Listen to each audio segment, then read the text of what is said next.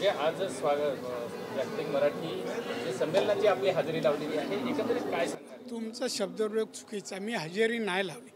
आमंत्रण स्वीकारून मी उपस्थित राहिलो. माझी हजेरी घेतली नाही, सही पण नाही घेतली आमदार साहेब. कळलं ना? मग मराठी साहित्य पण याच्यामध्ये जोडलेलं आहे, त्यामुळे मराठी भाषा तशा असली पाहिजे. काय आव्हान करा ना आपण? काय नाही केलं ना बाबा, तुमच्या समोर सगळ्यांनी केलं.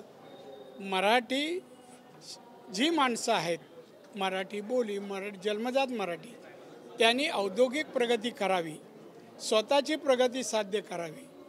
आज आपल्या देशात, महाराष्ट्रात अतिशय चांगल्या शैलीत त्यांनी जीवन जगावं, आनंदी जगावं, अशी परिस्थिती बनण्यासाठी त्यांनी उद्योजक बनावं.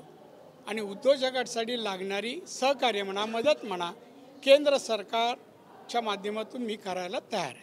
इथे SC STची लोकवस्ती जास्त आहे, त्यांच्यासाठी 90% सबसिडीच्या योजना आहेत.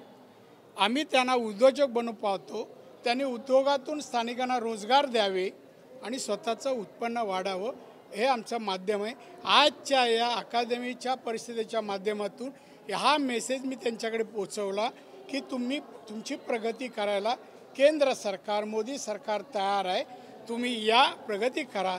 इथल्या लोकप्रतिनिधी, इथल्या विविध क्षेत्रात साहित्य, कलाकार, नाटक यांनी पण तरुणांना पुढे आणण्यासाठी आपलं जे क्षेत्र आहे ते क्षेत्राच्या माध्यमातून काम करत राहावं आणि मराठी माणसाची प्रगती देशात नाही जागतिक पातळीवर प्रशंसा व्हावी, कौतुक व्हावं आणि असे त्यांनी आपले स्टेटस वाढवावे, ही माझी इच्छा आहे. सर, आता 22 तारखेला जो राम मंदिराचं जे उद्घाटन सोहळा होतोय, अतिशय देशवासियांसाठी अभिमानाचा क्षण आहे. परंतु जे आपले 4 शंकराचार्य आहेत, त्यांनी यांचं निमंत्रण स्वीकारलेलं नाहीये.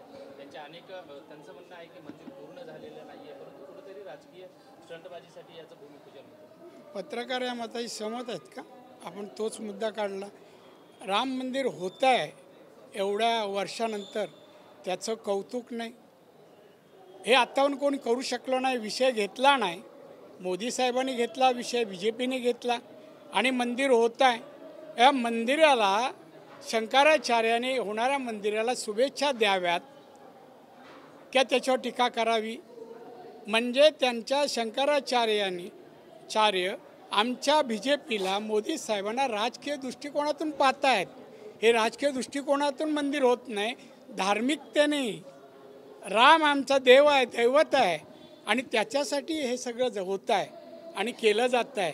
दिवस पूर्ण होण्याचं कधीही होऊ दे, पण रामाची मूर्ती तिथे जागेवर येते, आम्हाला नतमस्तक व्हायला येईल याचं समाधान आहे आम्हाला. शंकरांच्या म्हणण्याला त्यांचं योगदान त्यांच्या जीवनातलं सांगावं. हे योगदान हिंदू धर्मासाठी दिलं जे रामाने दिलं. नमस्कार. उद्धव ठाकरेंनी जा, नको, सकाळ माझी खराब करतो.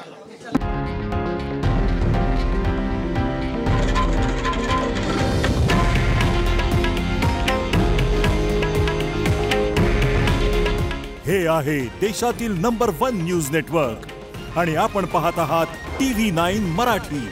काळजी तुमची, हित महाराष्ट्राचं.